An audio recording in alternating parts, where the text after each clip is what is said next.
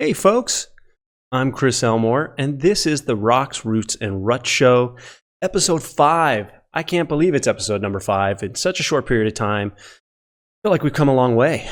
Quality continues to improve. We've had some very cool guests on so far, but I'm excited because today is our first female guest. And this week, I received a message from one of my female viewers on the YouTube series, 26 Weeks, and she's also been watching the first 4 episodes.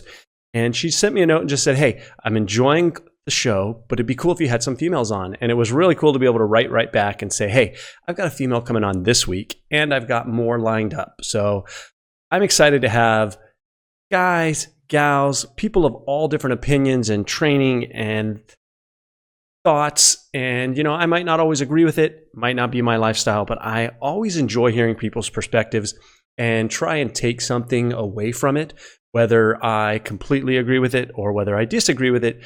I like trying to get inside their mind and understand the perspective they're coming from and see if there's anything that I can take from that and benefit from it, apply it to my life, whether it's trying to balance my family better, apply it to my nutrition, my training, whatever it is.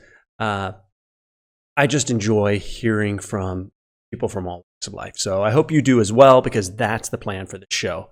But this week's female, she's a librarian. She's a teacher. She is a head track and cross-country coach, as well as an accomplished ultra runner. Her ultra sign-up page goes on and on and on. Bunch of marathons, 50Ks, 50 milers, 100Ks, Leadville 100. She's done Western States, Run Rabbit Run, Pikes Peaks, more times than I could count.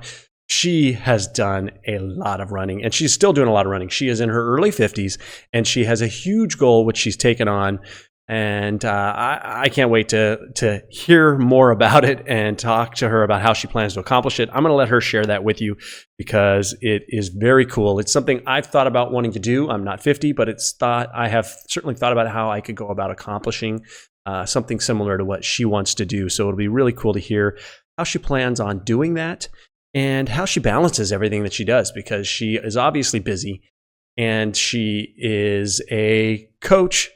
And she's training, obviously, to be able to run these races. So I can't wait to talk to her. But first, catch you up on what's going on with me so far this week. It's been a little bit of a rough week. It's Friday morning here. I have a 24-hour race that starts in about 14 hours. It starts at 7 p.m. tonight. It's the 24-hour Run for Kids charity event. It's out here in Corona, California. It's on a dirt track that kind of goes around the school. It's a mile loop. And I'm doing it for charity. I'm doing it to support my good friends Gary and Tracy, who are attempting to do 100 miles. And so I'm recording this now about 14 hours before that race starts, which is not ideal for starting an ultra, actually. But unfortunately, this week on Monday, when I woke up, 2 in the morning, I woke up and I was feeling just chilled. I was freezing and eventually fell back to sleep. Then I woke up in the morning and I was sweating, soaked the bed, just sweating. And I took my temperature. I had a temperature. It was like 101. I was obviously fighting something. And by noon that day, I felt like I had a massive, massive head cold.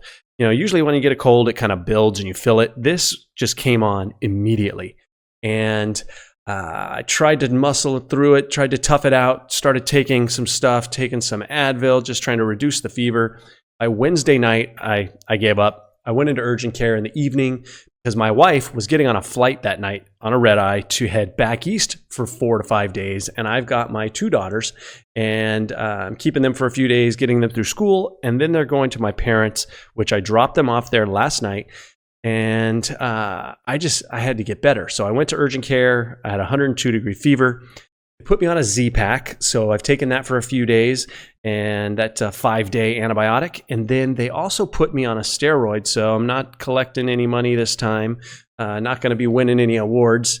But basically, it's a 6-day steroid. The first day you take 6 pills, then 5 pills the 5th day, all the way down to 1. So I've got a few more days of that.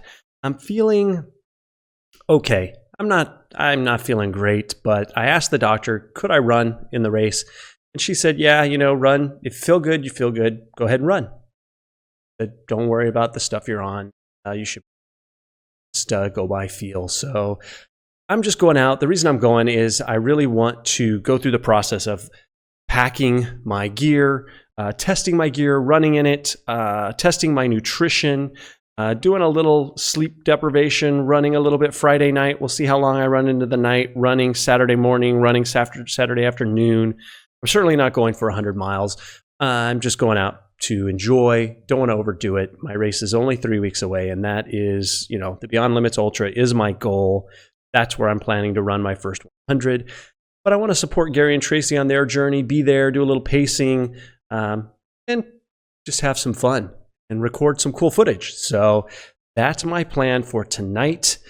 Might try and catch a couple hours before the race starts just to sleep so that at least I feel a little bit refreshed at the starting line.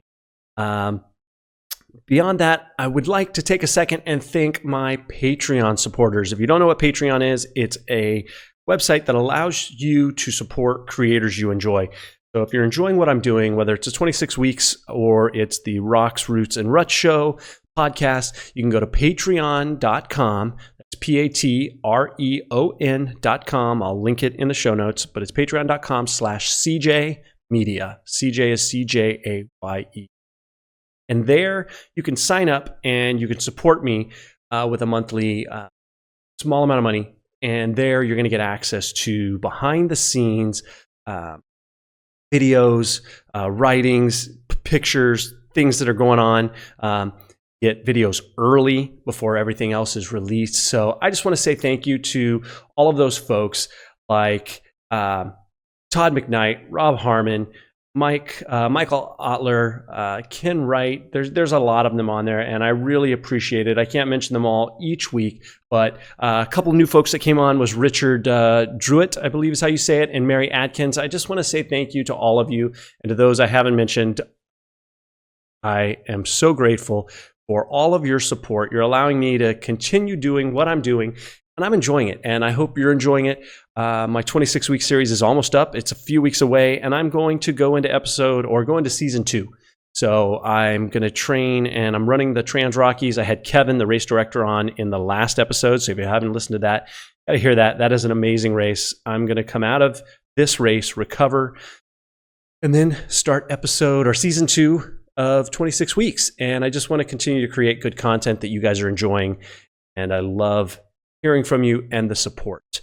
And the last thing before we get into the episode, I just want to say thank you to Head Sweats. I'm a Head Sweats ambassador, and it's a product that I truly believe in. They make hats and beanies and visors and headbands. Headsweats.com. If you use the code CJ25, CJAYE25, you're going to get 25% off on all of their product. And believe me, I'm not pushing their product just because I'm an ambassador. I have used their product since 2006, since I started doing Ironman, and I have always loved the product. It is just high quality. It is so comfortable. I'm always wearing their hats. I love their trucker hats. That's like my favorite thing that they have.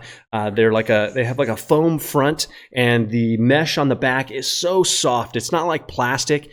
And it's funny, I have canvas hats that whenever I sweat in them, they end up eventually with this like white stained band that never goes away. Well, these hats, that doesn't happen. They're magic. Somehow I have been doing all of my training in this hat. There's not a stain on it. They're awesome.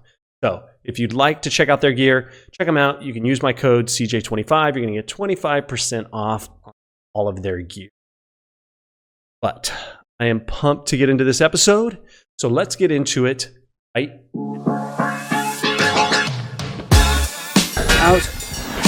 trail run.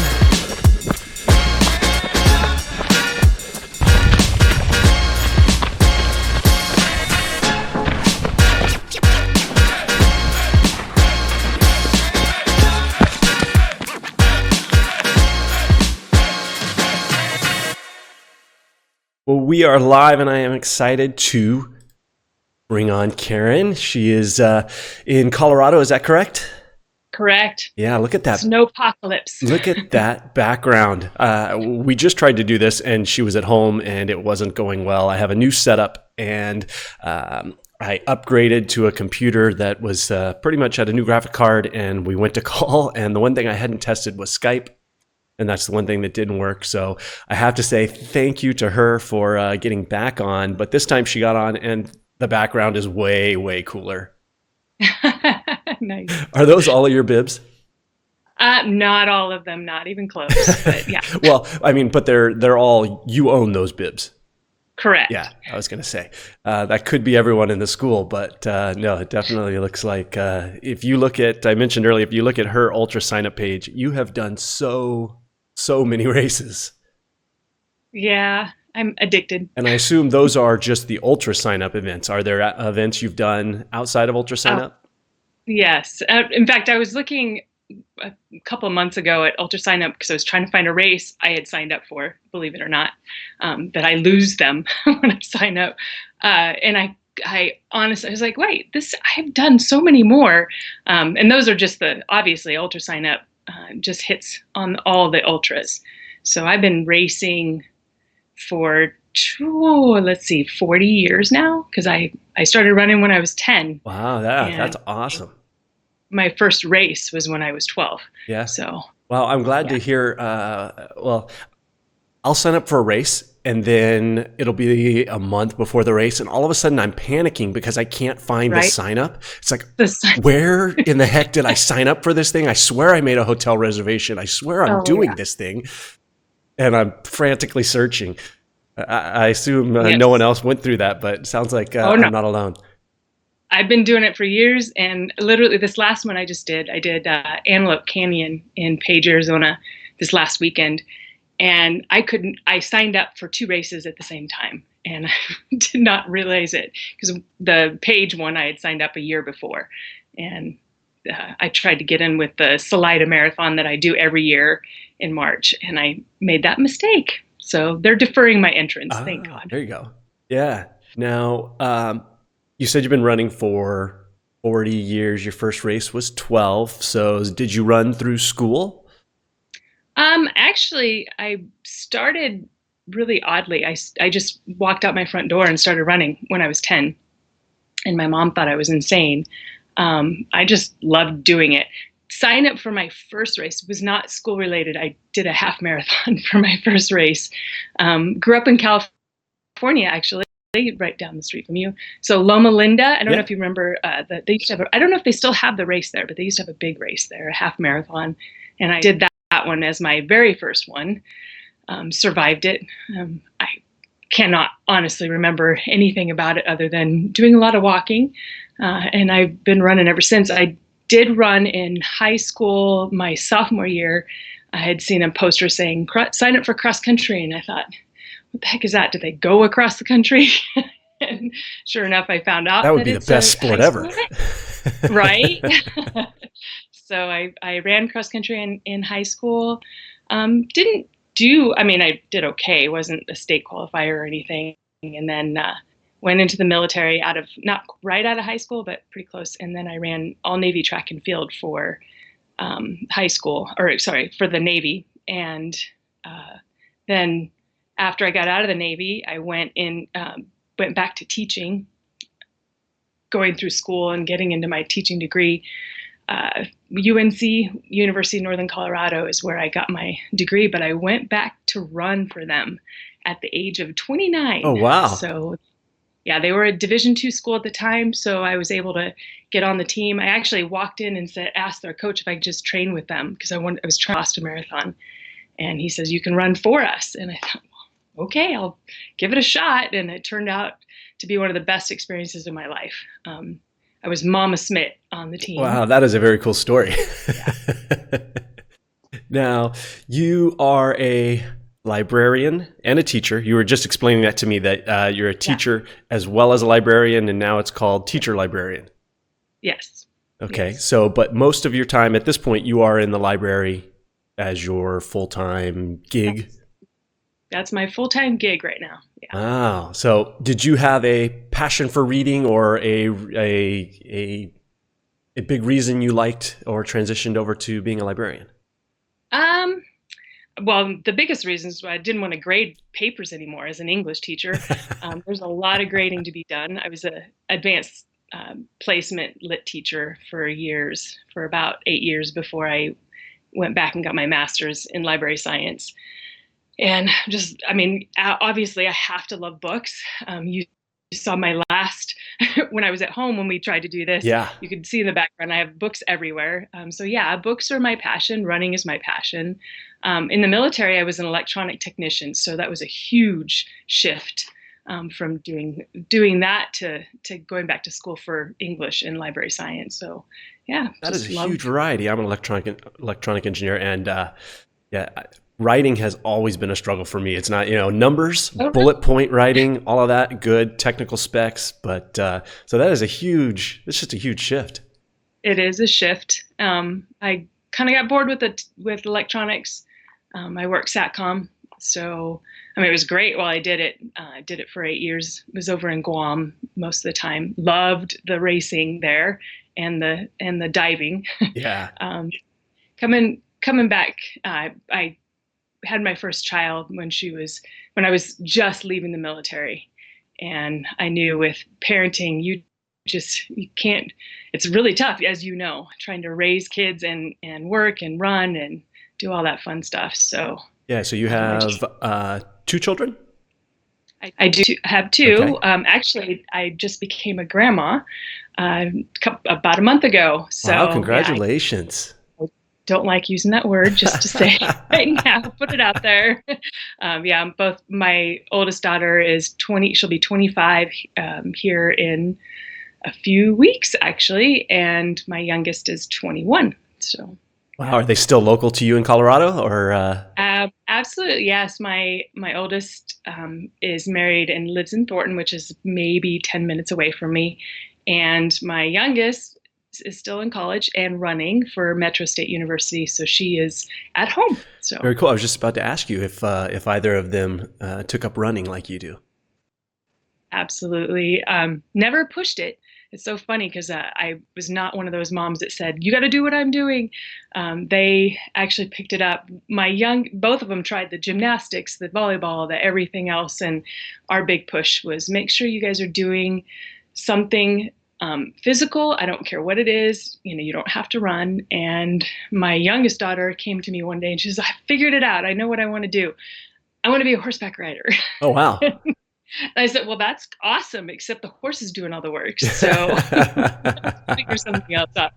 But it turned out they both just love running. And my oldest wants to get into these ultras with me. She actually paced me at Leadville that's for cool. a section. That was probably one of the joys of my life. Both of them have crewed for me for hundreds. So they really love that. And they've been around it since they were infants. In fact, my youngest daughter, I got pregnant with her while I was under scholarship at UNC. And my coach was a little bit taken back. He says, well, I can say congratulations to you because you're married. Unlike some of my other 4 kids that they came to me with that news. But I ran with her competitively while pregnant until at the university until about 7 months. I ran a race with her. My last race, I think I had her 3 weeks later and ran I think it was a 4-mile race in Commerce City. So yeah, they've been around. That is very cool. Yeah, it was, when we first had the kids, I got away from doing any racing, and I wasn't really doing much training at all in those first couple of years. And then now that they're 4 and 5 or 5 and 7, one of the reasons or driving factors for me to get back into doing this kind of stuff is so that they can see it, not to push them to do it, but they see me getting up early in the morning. They know I work out. They know I go out there, and we're big advocates of just having them, like you said, do something, whether it's soccer, gymnastics, or dance, or, and my daughter's doing the 100-mile run club this year. She's 7. So she might get 25 miles. They don't get that much time to run at school. It's only, really Fridays, maybe after school. There's a couple days they can do it. But just being out there, and I can see them already having an interest, and I could see how fun and rewarding. I've already been talking to my wife about, I want to get a van with, one of those like camper vans, and on the weekends, throw the girls in there. And let's go find a trail, Yeah. That is my dream as well. Even though I'm heading almost into retirement, I really want to get one of those vans. And having one as a young family would have been awesome. Yeah, because we would have been everywhere. Yeah, exactly. You could totally be weekend warriors there. And while my wife likes nature, she's not, and hiking, she's not a big runner, but I could, that the ultimate dream would be waking up on a trail and the girls and I going out for a couple hours and then coming back and having a picnic, things like that. So yeah, it's on my trying list. to find ways to do it with family, I think, is probably one of the most important things. When I first met my husband, we ran together all the time, and he got me into racing bikes and triathlons. And at some point, where I'm still trying to figure out when, but he just kind of drifted off and stopped doing that. But he's my number one supporter. And if he didn't like going on trips, like just recently we went to Page, and that was a big chunk of time. And he came over, single-handedly crewed me. Loved the trip. He says he wants to go back to that race, and I've never heard him say that. So, yeah, I constantly say that. That's always a battle my wife and I have. Not a battle, a conversation that I want to turn every vacation into a race destination. And she's like, we just need to have a vacation, the whole stress of it. It's like, you got to take the opportunity. So she'll say something like, okay, I want to go to Hawaii, or I want to go here. And it's like, I'm online looking to see, okay, does it happen to line up with something I can do? Absolutely. I think all of us have that bug, and it'll never go away. So, and hopefully she'll get used to it. My husband, it took him a while. There were years, and I'm no joke, we've been married for, almost 28 years now. Nice. That he was very, very, just resented my running, and then kind of came around and realized, hey, that's just who she is. That's what she loves. That's what she does. And he knows when I'm not running, how grumpy I get. So he's like, get out and run. Do what you need to do. So that is key, right? Having that person that's supportive, and it's awesome that it turned around that way. That's one thing my wife has always been. One, she says I'm crazy. Two, she doesn't want to do what I'm doing, but she will support me through it and put up with it, which helps a ton. So I think that that's great that he can support you doing that, and as long as she doesn't have, like my wife, as long as she doesn't have to do it, she's fine. I think you're 100% right. My biggest boon right now is that he doesn't like camping anymore. He says, I'm getting too old. I don't want to sleep on the ground. So that's why that Sprinter van idea has come in. I said, well, if we get one of those, then we can go anywhere and you can just sleep in the van. Exactly. So. Yeah. That's been my latest YouTube thing, is I'm like searching van life and watching these people who live in vans and trying to figure it out. And every time I watch one, I think, I think I could do the van life. But if my wife's going, we might have to get a bigger RV. Yeah. I don't know the van life's going to work. We're going to have to stay at a hotel. She'll stay in the hotel and I'll sleep in the van. And you'll be sleeping in the van. Yeah. Well, I mentioned some of your races in the intro. You look at your ultra sign up list and it goes on and on and on, from Pikes Peak. I don't know how many times you've done Pikes Peak, but it was on there a ton. Many. And then, some of your bigger races that just, as I scrolled through that I recognized was obviously Leadville, which is amazing. Yeah. Western States, which is very cool. So we got to talk about those. And then I saw Run Rabbit Run on there. Oh, yeah. That was my first 50 miler. Yeah. That is really, really neat. I mean, coming from someone who is about to do their first 100, to see how much you've done and that you're still doing it, that's always one of those things people constantly ask me, even when I was doing Ironman, and I'm 43. So people will say, why are you doing this to your body? How's your body held up? And my excuse for running has always been, well, I didn't really start till I was in my 30s. So I haven't beat my body up yet, but you're a prime example of someone who has stayed with it and been able to, not that completely injury free. I don't know if you have pain or anything. You can talk about that, but I'm getting old. So yeah, I have pain.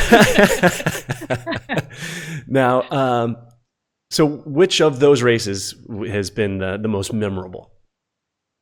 Oh my gosh, that is a really, really tough question. I don't think anybody's ever asked me that, to be honest with you. Because they all have their own. It's just like having kids. You just like, they each have their own special quality. I have to say, probably unique wise, Leadville was amazing. I had just come off of a really crazy injury, and that one was running related. So Doing Leadville was magical. I wasn't supposed to even be able to finish that race or even get on the start line. So yes, that one was amazing. Plus, it's in my backyard. Western States was awesome. Yeah, I was gonna say, how far are you from that area? I live in Brighton, Colorado. So I'm literally probably 15, 20 minutes from DIA. Oh wow, okay. So I'm in the plains, and I'm 45 minutes any direction west from awesome foothills. So I do a lot of running into Boulder. I can go into the foothills of Denver and then keep going. So I'm really close, per se, to a lot of trails, but I live in farmland and it is flat as a pancake here. So going to Leadville, it's high, but flat as a pancake. Going to Leadville takes me probably about 2 hours to get there. Okay. So and being a teacher, I love my summers because that's what I do. I'm on trails. I tell my husband, I'm like, hey, I'm leaving. I'll be back in a couple of days. And he's like, okay. That's See you great. when you get back. Yeah. And I just go camp and run and camp and run. So Leadville is fairly close to me. And I did a ton of training.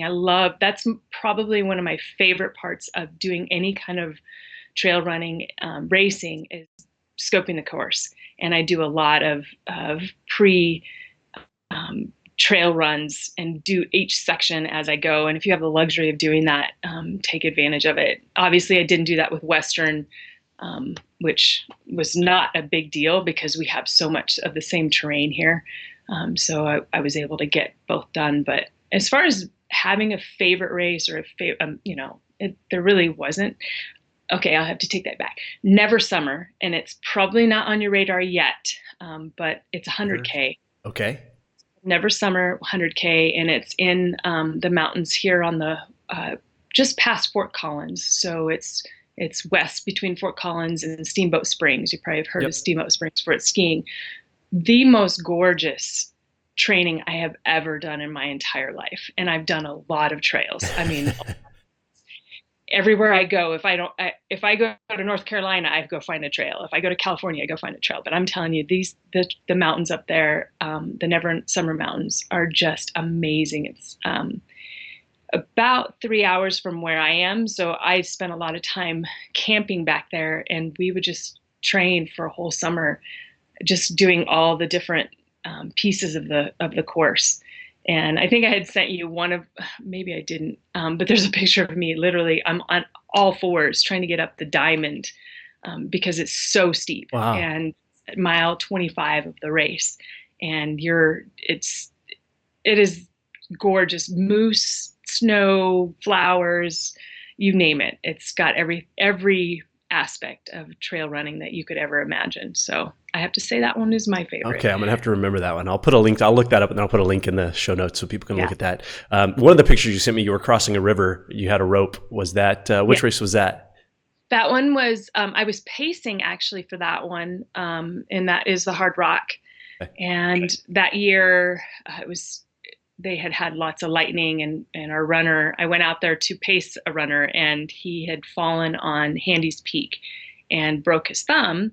You would think, well, what does that have to do with finishing 100? Because he didn't get through to the station that I was supposed to help. So we just jumped out and did what they call the soft rock, and we just ran almost all the pieces of the course. I want to do the whole thing one of these days, is run each section. I don't know if you've ever heard of Hard Rock. Oh, yeah, certainly. Oh my gosh, that's talking about gorgeous. I'm pretty sure once I've done that full course, I'll have to say that is going to be my favorite.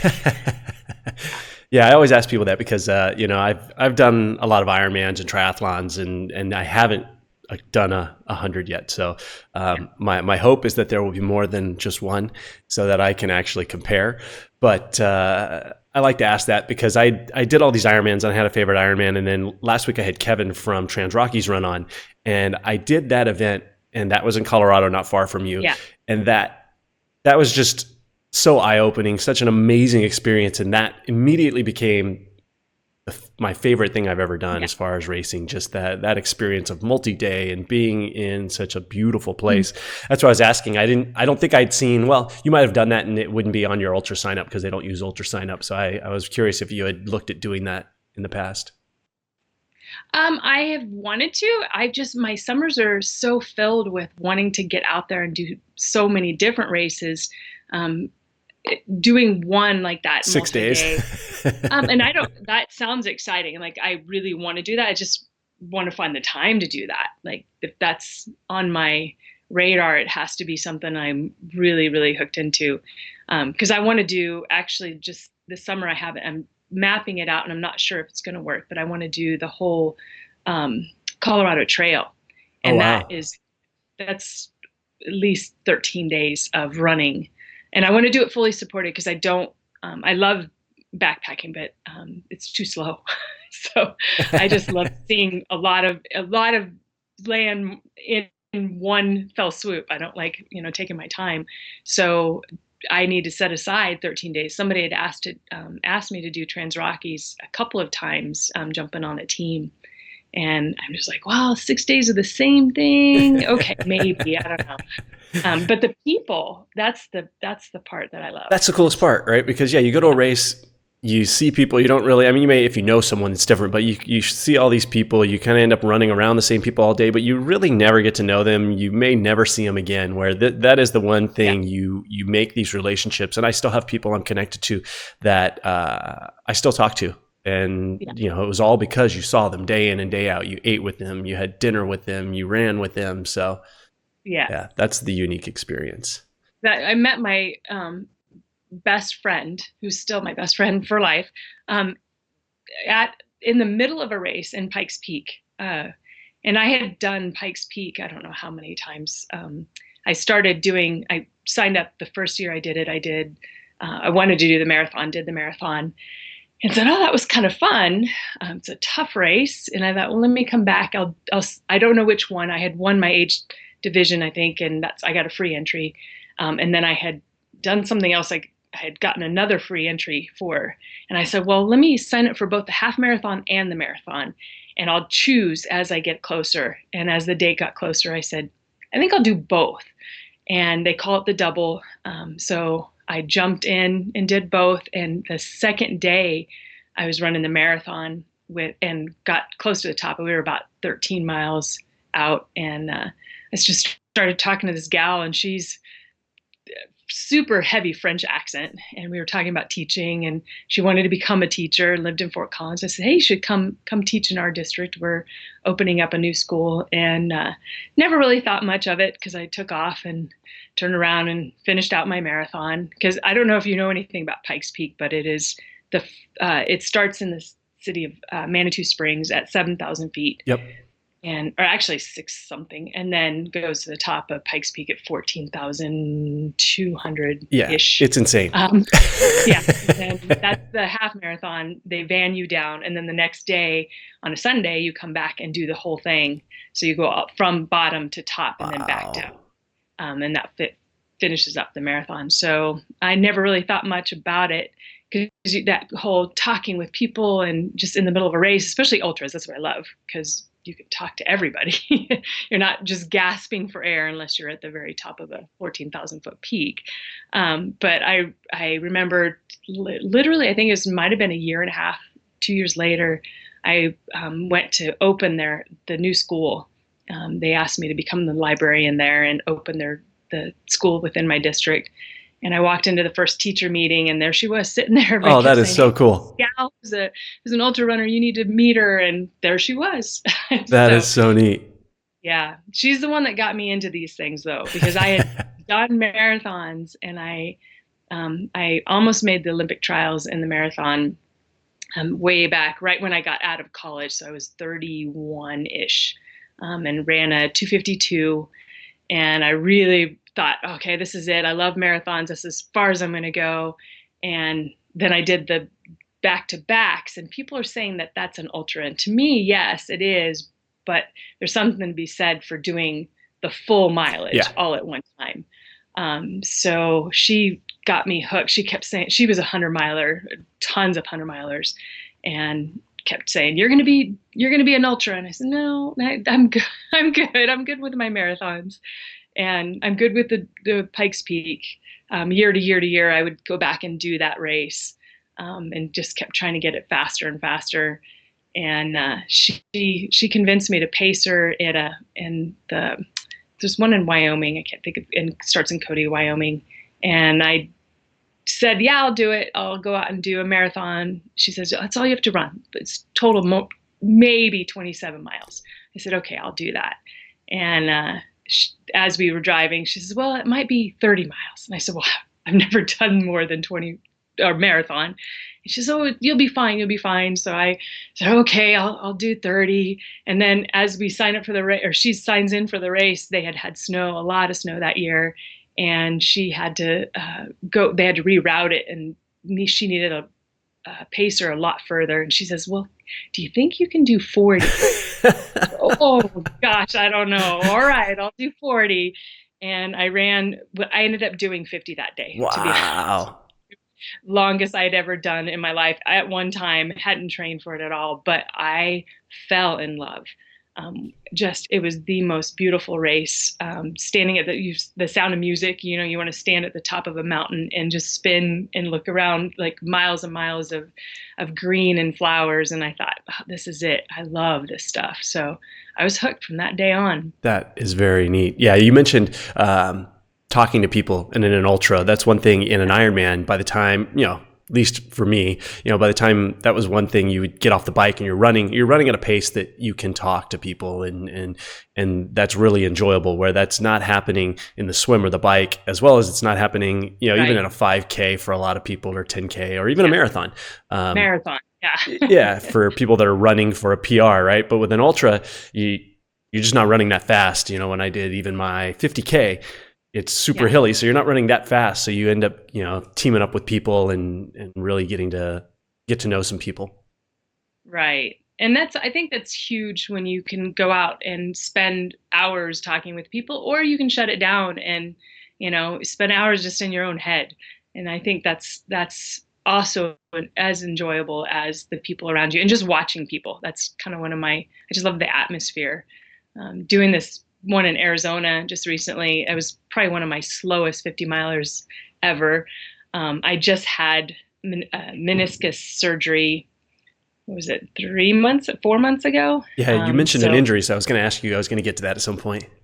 Yeah, actually, that wasn't the injury the bad one. That one kind of spiraled from this, but the meniscus tear was from the earlier injury.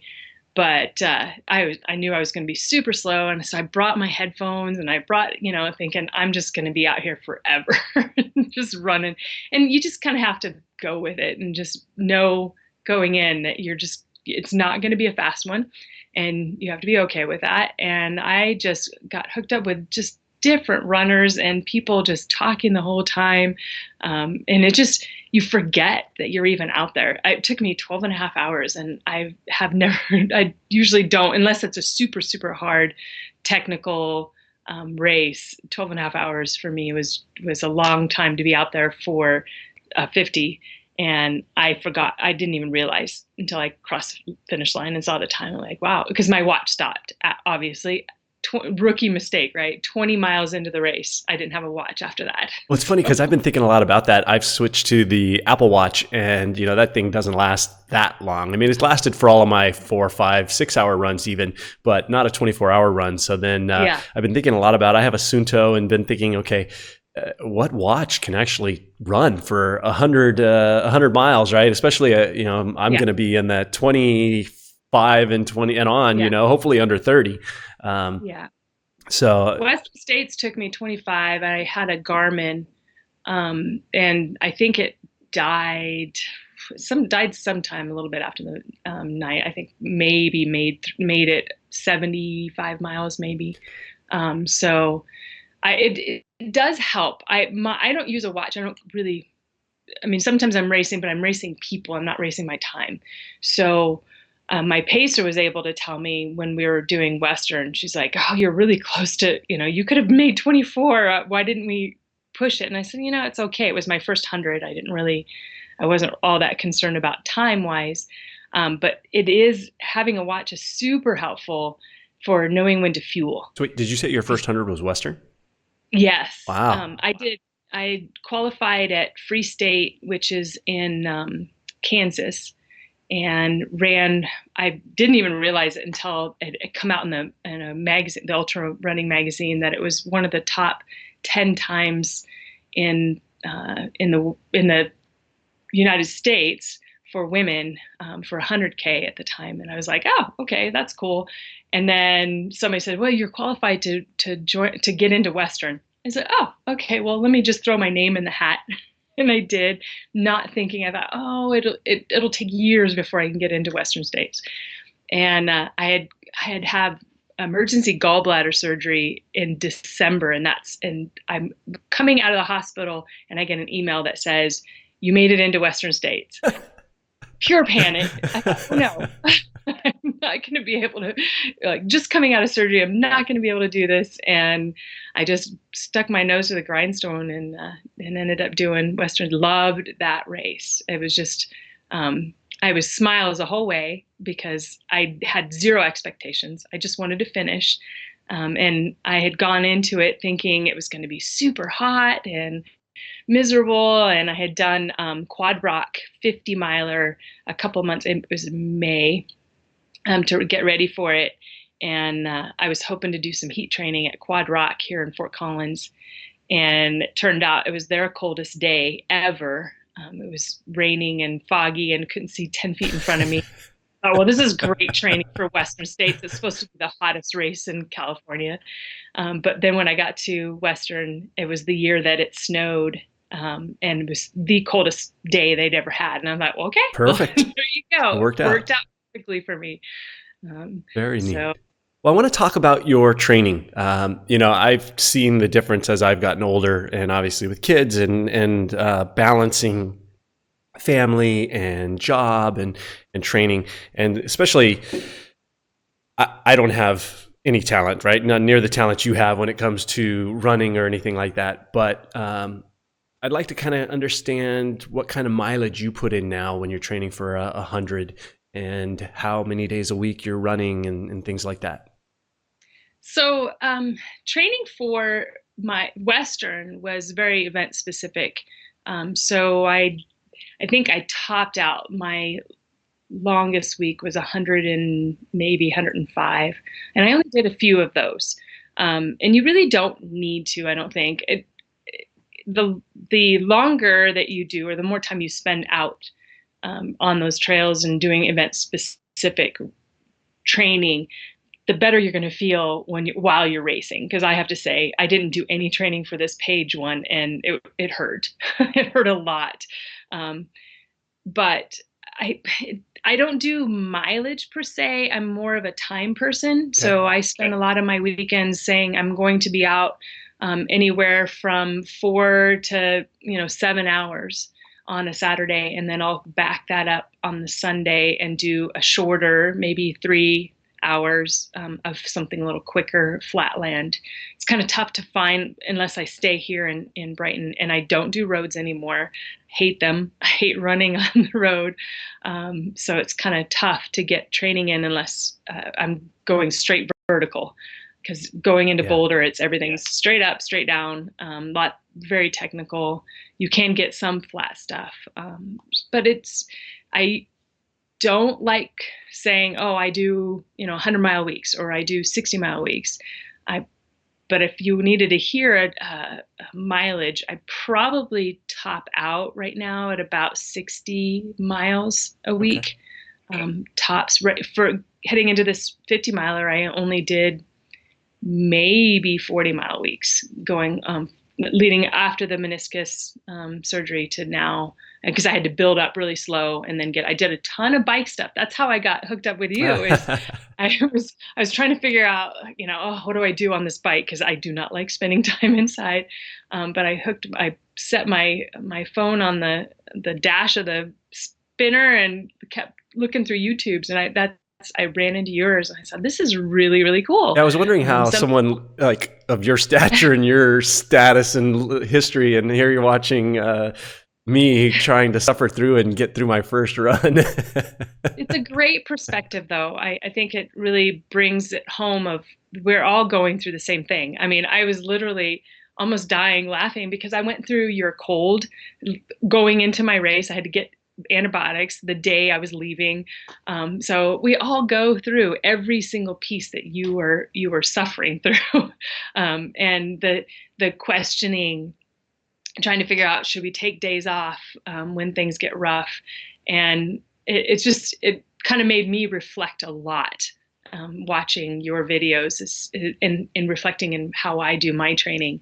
My training has changed quite a bit. I did a lot more speed earlier.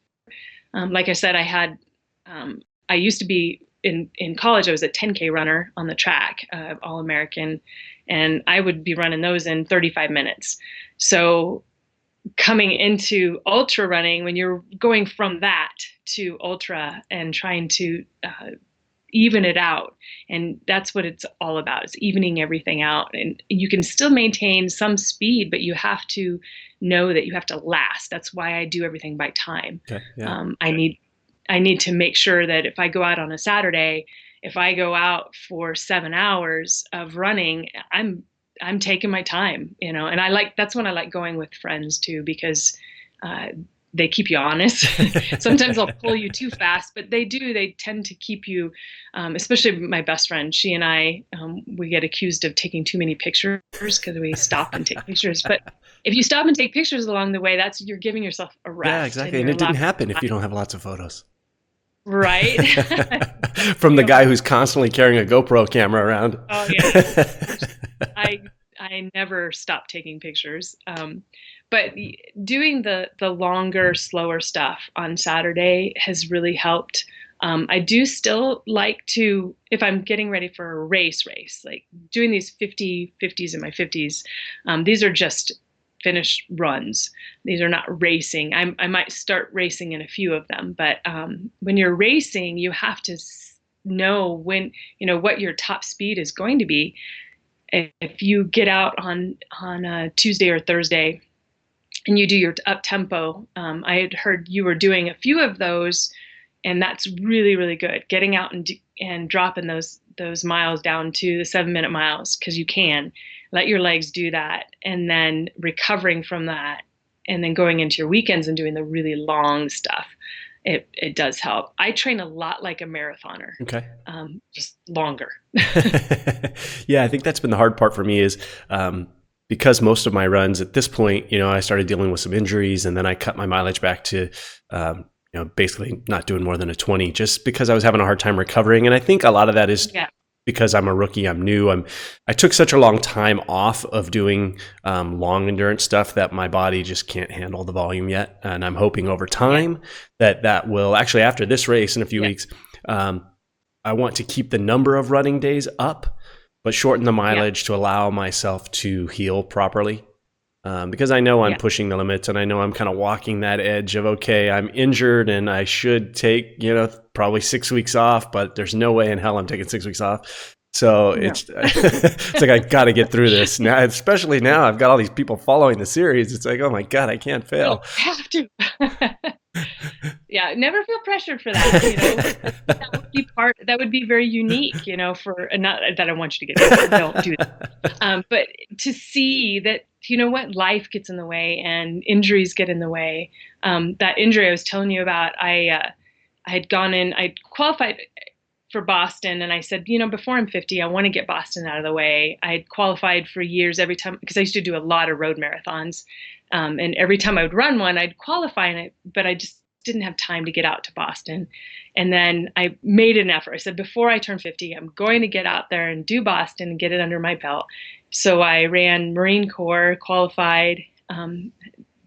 Marine Corps was the last hardcore, like, let me do this really fast marathon. And it wasn't very fast. I went to get ready for Boston, and I had an avulsion tear in my hamstring. Never in my life, I had not had any injuries. I've been running for so long. I've had, things that bother me, and you take some time off, but nothing major. But when I got this avulsion tear, that was awful. and I did it in a weird, I went out to Kansas to run a race while my dog went out to watch her run in track. And I said, oh, destination run, right? I said, well, I'm going to see you in Kansas. I'm going to go run a race.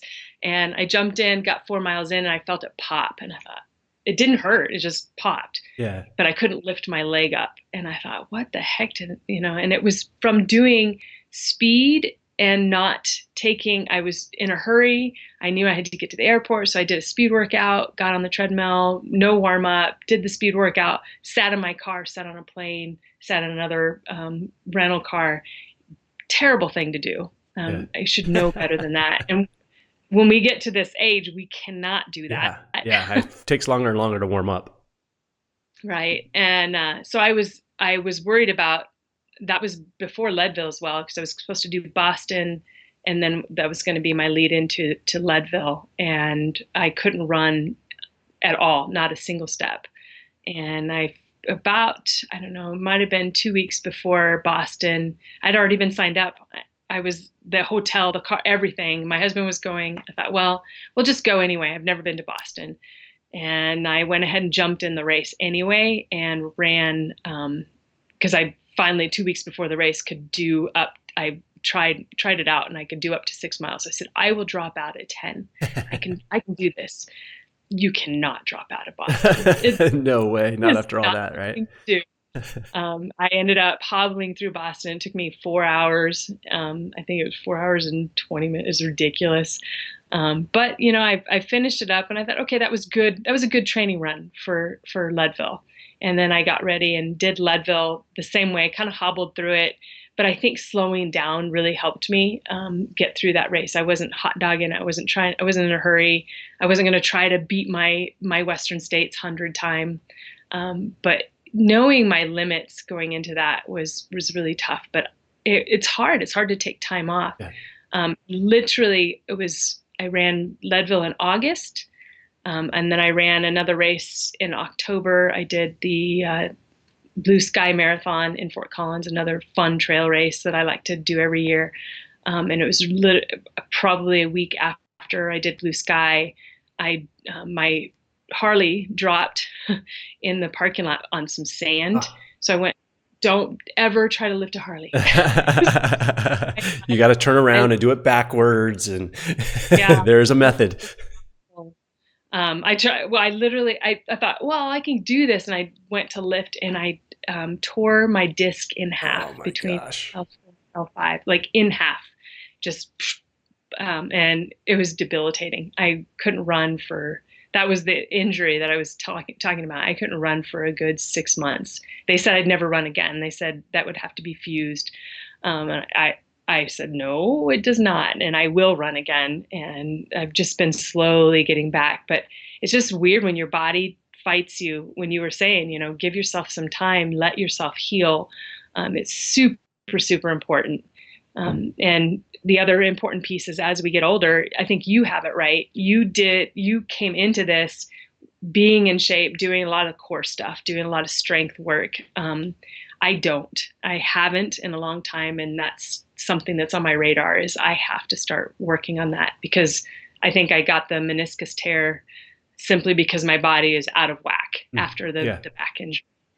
I think that's been key. Is one of the things that's helped me muscle through this is, I had the lack of endurance, but I did come in with some strength and muscle. Right. So I feel that helps, in those later stages of miles, or even when you're injured and you're alternating, you're kind of altering your stride. You still somewhat have some of that physical condition to be able to kind of push yourself through. So I started when I started adding that in towards the end of my Ironman training, it made a huge difference. So I'm always telling people that you've got to do some level of strength training. Yes, it's super important. To me, I think some of the biggest things that we need to do in ultra running, when you're heading into the really long stuff, is know your fueling and have the extra, the conditioning that has nothing to do with running in your body, because those are going to be the pieces that you rely on when the chips are down, when things are getting tough. And obviously the mental piece, but if you've been training through that mental piece, it comes pretty naturally. I think if we're running ultras, we're all just in this big suffer fest that we, for some reason, like to do. But I think, again, when I was just doing this last 50 that I did, the fueling was key. Knowing how to fuel, when to fuel, playing with that fueling. I know you were talking about it earlier about, not liking the goos and what should I do? And, how can I change this up a little bit? It's super big to do it before you get in your race. Yeah. I've made those mistakes before. Yeah, I think trying things. Yeah, I think through Ironman I learned a lot. It's hard to take in. Obviously, there's no nutrition in the swim, and on the bike, it's mainly fluids. And Yes. I've actually found the longer races are better for me because when I start a race, I have a lot of butterflies. I have a hard time eating in the morning, but on these longer races, I don't know what it is. It's maybe there's not as much pressure, or you're out there longer, so your body has time to calm down, and then you can eat. And I tend to be able to eat better on the longer races. Yeah. But yeah, I've been going through and trying to, I was using fluid or calories, in my water, and I've transitioned off of that. And I actually have enjoyed just drinking the water and using goos and other things versus having to worry, all right, am I going to have enough fluid when I go out running? And now I can just fill it up wherever I'm at, and I just make sure I have enough, goos or something like that. Yeah. I think playing with the solid foods is super important as well, because in 100, you get to a point where just the thought of a goo. Oh, I can only imagine. Spiral. My poor pacer at Leadville, and I've been doing goos for years. I've tried them all, goo and V fuel and whatnot. But he was taking me through the mountains. I can't remember how far we were. We were probably in mile 75, 80 maybe, and I said, wait, you got to stop for me. I have to do this goo. And he says, well, he's done tons of training runs with me. And he says, well, just grab it and go. And I said, no, this one's going to take a while to get down. And I literally had to stand still, close my eyes, plug my nose, and just push the goo in, because you get to a point where you're like, I can't do another one. I can imagine. Things just, they don't want to go down. You've got to change it up. But eating, I think, fueling Western States I really enjoyed because it was so cold, and I had not done like ramen noodles and hot anything before. I've done pizza in the middle of a long run. I've done quesadillas. I've done, you name it. I've done a lot of solid food. But my go-to at Western States, because it was so cold, people were dropping out because they were getting hypothermia at the first past the ski run, not even the first 20 miles. But I just did hot soup with noodles, and that became my mainstay for that whole race. I didn't do hardly any goos at all, and I ate solid food, and I had the best time. Felt great. Was very fueled, very relaxed. Stayed fueled the whole way. I've also had it where I've bonked extremely bad. Pikes Peak is a classic example. When you add elevation on top of not fueling correctly and a little dehydration, when you bonk, it gets ugly fast. It does. Yeah, I found soup is one of those things, broth, that seems to taste good later in a race. Things that you wouldn't normally want, when you're starting a race. Later in a race, they start to sound like, that sounds pretty good. Yeah. Anytime you feel like you're getting nauseous and the idea of food, your first reaction is to not eat anything. Right. You're just, okay, I'm nauseous, I can't eat. But the opposite should be happening, is you should really be pushing the food and really pushing the fuel. When I did Run Rabbit Run, I got through the first 25 miles and I sat down and I said, I'm not going to be able to finish this. This sucks. I hate this. It was my really big first ultra. And I thought, this is ridiculous. I can't do this. Sat down, literally gave myself, it was awful. 35 minutes, I think. I didn't move from the aid station at the 25-mile mark. And the only thing that enticed me to go is the aid station people said, well, you're going to have to be here all day because we're not taking you back. You're like, forget that. Yeah, right. But I think just sitting and eating and allowing the food and hydration to come back in, I actually negative split that race. I did my second 25 faster than I did the first 25, and felt amazing. And it was all because of the fuel. That's what I needed to do, is just take that time. And that's one thing I've always loved about ultras. Unless you're having the chasing the cutoff times, which can be a little bit nerve-wracking, if you take your time, you can always finish. Everybody can put one foot in front of the other, and everybody can stop and rest for 40 minutes. Like, you have that luxury of doing that in an ultra, as long as you don't get real anxious and say, oh, everybody's passing me, everybody's running. You just have to kind of put the blinders on and not worry what everybody else is doing and run your own race. You will get through it. Yeah, I think that's one of those things where in my mind, it's like, okay, I want to hit that 30-hour cutoff, right, for my first one, because I feel like that's a 100-mile cutoff. But in my mind, it's like, I really want to hit 24 hours.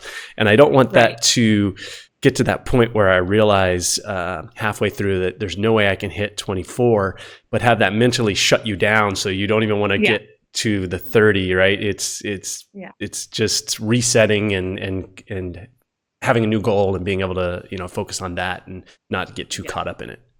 Yeah. Having those super high expectations, I mean, setting the bar high is good. But for your first one, I wouldn't set any time other than making the cutoff, saying, I just want to finish. And that's kind of how I felt with Western. I think that's why I enjoyed it so much, just because I allowed myself to just relax and do what my body did best. And actually ended up being pretty quick time. Everybody keeps saying, I don't know, Western States at the time. I'm like, I don't know how fast are you supposed to run 100? I do think about it though. I do these races and I think, I know I can do this much faster. I'm going to train and I'm going to come back. And I rarely go back for them. Pikes Peak was the exception. I don't know why that one was I loved that race and kept coming back over and over. I held the record for the fastest double for a while until real runners showed up. Wow, that's awesome. Brandy Earholtz came out and killed my double record. I'm like, okay, that's what happens when an actual elite runner comes and does these things. Oh, I don't know about that. I wanted to go back and ask you real quick. You talked about your long runs, 3 or 4, 7 hours, 6, 7 hours, and then 3 or 4 Saturday, Sunday. How about during the week? How many days a week are you running? I typically was doing 6 days a week. And sometimes 5, depending on what was going on with training. I do I have the luxury of running with my athletes during the week days, which makes it nice. Unless they're training completely differently than I am, which happens a lot in track. So it gets kind of tough. But I think I would find a good anywhere from 45 minutes to an hour and a half on those weekdays, and that would be the time set for that. When we had track meets, like on a Friday, I would go on a bus with the kids, go spend the whole day at this track meet, and then on the way home, I would have. This is really strange. I do have assistant coaches on the bus, so don't think I'm abandoning my kids. But I would have the bus pull over about, 15 miles outside of town, and they'd let me off and I'd run the rest of the way home. Oh, that's how I fit my runs in sometimes. So on some days that would be the top. I'm trying to think what. Yeah. So how many days did you say then during the week?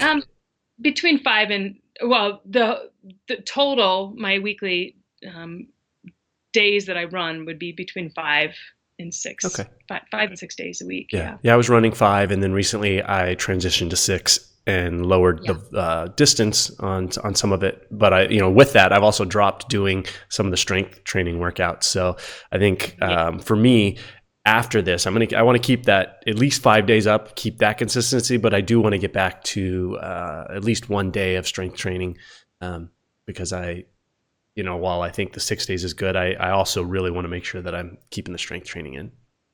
Yes, I think that's key. I think if you add those pieces on, I'm doing something 7 days a week because I don't do any hardcore strength training, but I do a lot of core work or try to do a lot of core work. So that's just a new addition. So I don't know. I enjoy it. It keeps my mind off of having to go out and do trails sometimes, especially right now.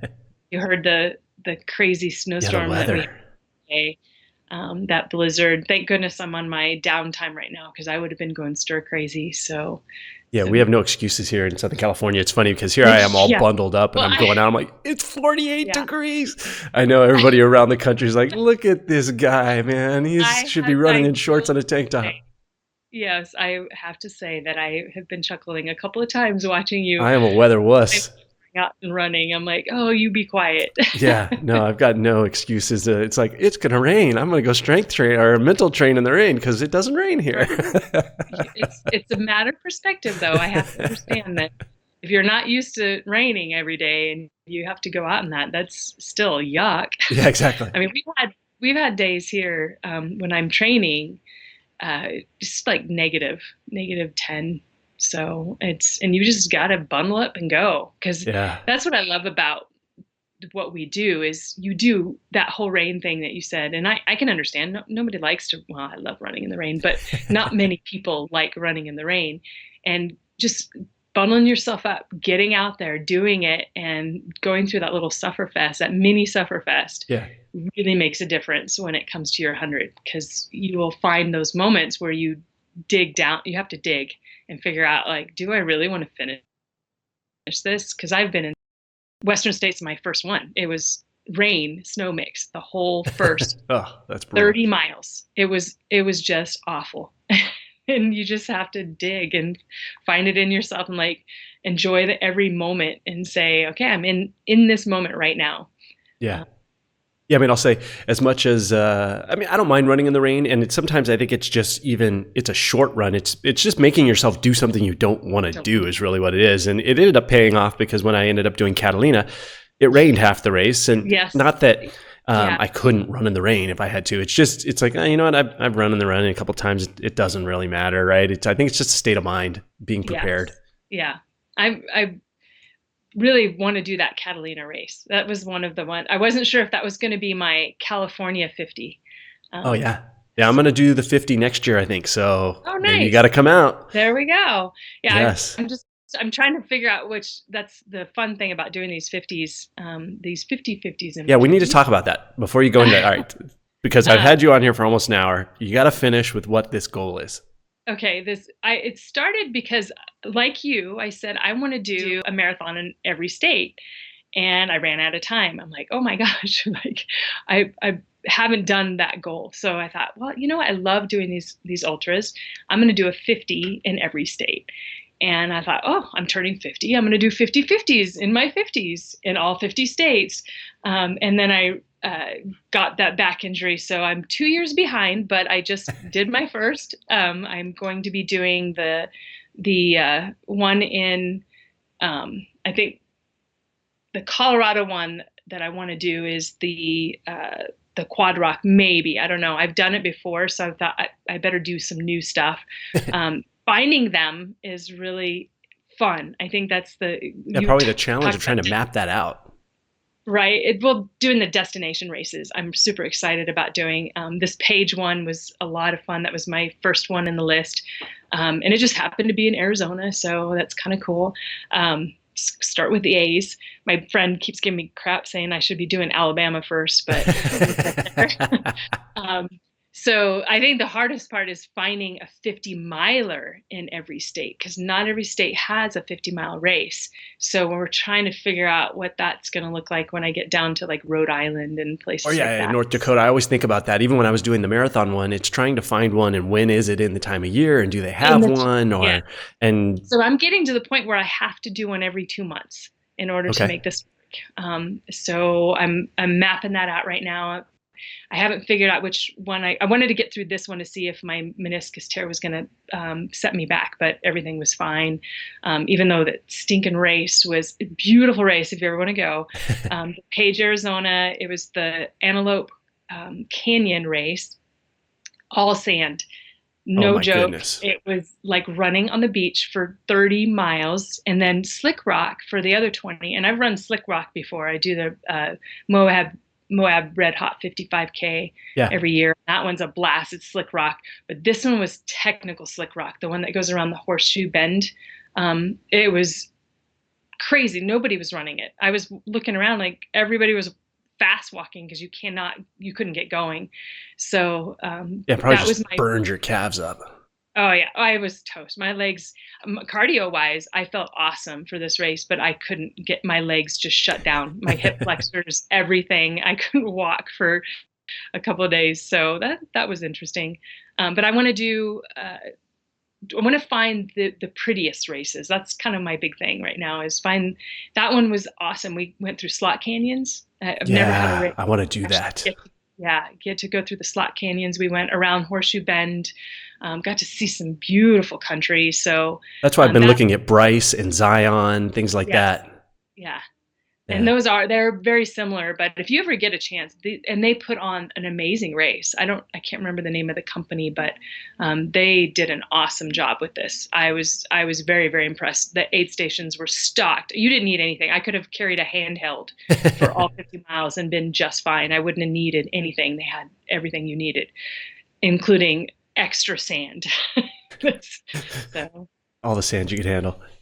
All the same. In fact, when I crossed the finish line, they said, you have a choice between two rewards. You can have this medal or you can have this bottle of sand that says the race. And I said, don't even come near me with that. I do not want to see sand again. So get that out of here. Yeah. That's funny.